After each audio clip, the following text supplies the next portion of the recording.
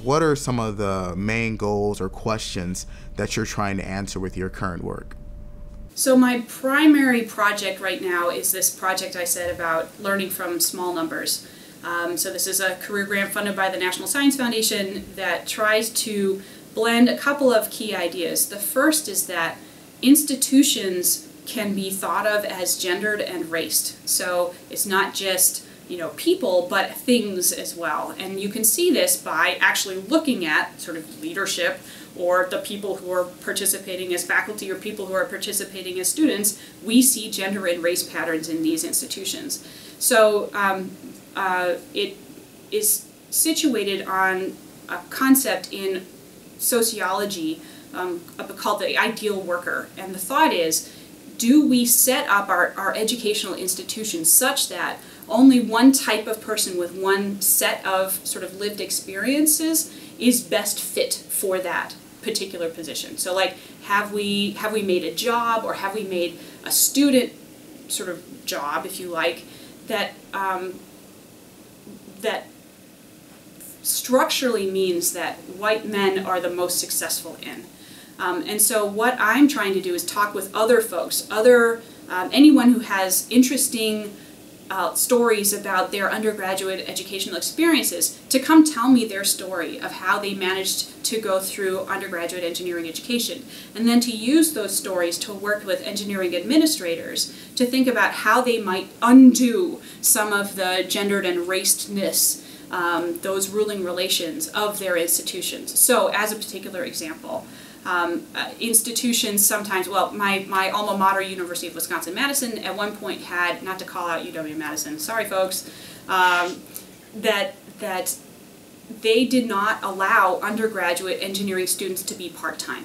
It was a rule, and the idea was that rule indicated the amount of effort that it would take to be successful as an engineer, that it was a very time-intensive type of profession. But then what we're doing is we're deciding who should be an engineer, not based on their intellect or their capacity for growth or their contributions that they can make to engineering, but based on their schedule. And that seems ridiculous, especially if you think about, so who are the people who systematically are going to have to work while they're in school? Who are the people who maybe have family responsibilities that they can't be a full-time student? Maybe there are people who can't live in the dorm and have to commute a long distance and therefore can't be a full-time student because their days are not long enough, right? It might be another thing to think about when you're assigning teamwork, that if you are teaching in a university where you have a lot of commuter students, or returning adult students, that somehow those teammates have to find time to work together. And if you are in a large city like Houston, where students live 2 hours in one direction from school and another direction from school, then to actually meet on the weekends would take 4 hours of driving. So maybe those students don't end up taking that class because of constraints that have nothing to do with their own intellectual abilities or interests or capacity for growth.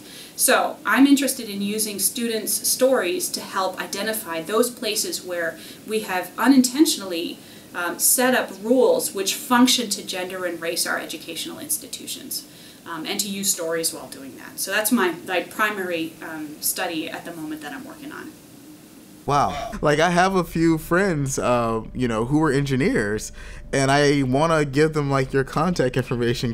Go share your story with Alice Pawley so that she can, learn from it, and we can help, break down these different things, like you were saying, these rules that we've unintentionally, or practices that we have established in our different institutions that, we are not aware of, selects a particular group.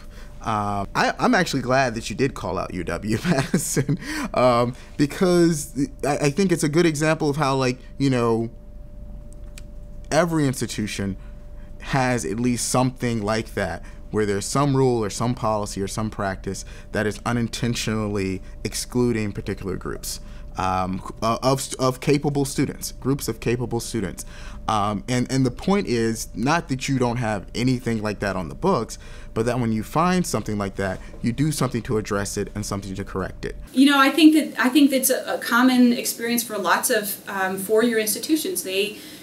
they focus on their core demographic, which are 18 to 22-year-olds who don't have any family responsibilities and don't have any sort of additional financial cares, right? They've figured out how to finance their education without having some huge, very overwhelming job. And we forget that the people who don't have those are disproportionately women and people of color. And so when we set up our rules to sort of that govern our social relations in the institution, we need to be aware that we're excluding those things. So as another example, I had a student in my class this year who had a child, like he was under 2 years old, and she had to come up to me and say, I have to have my cell phone on today because my daughter isn't feeling well and I might have to go pick her up from daycare. So where in my syllabus did I figure out a way to accommodate for people who may turn in assignments late because their child care arrangements fell through? Or another example, I interviewed a participant who was an active member of the military, and he got deployed before he could finish his calculus class. And so, where in my syllabus or where in my teaching do I figure out something for students who systematically can't finish the semester through no fault of their own because they're enlisted, right? So that student had to figure out something with respect to their instructor. They had to come to some arrangement. They had to do a workaround. And when we have lots of those types of workarounds, maybe we should question the very policies that necessitate the workarounds in the first place.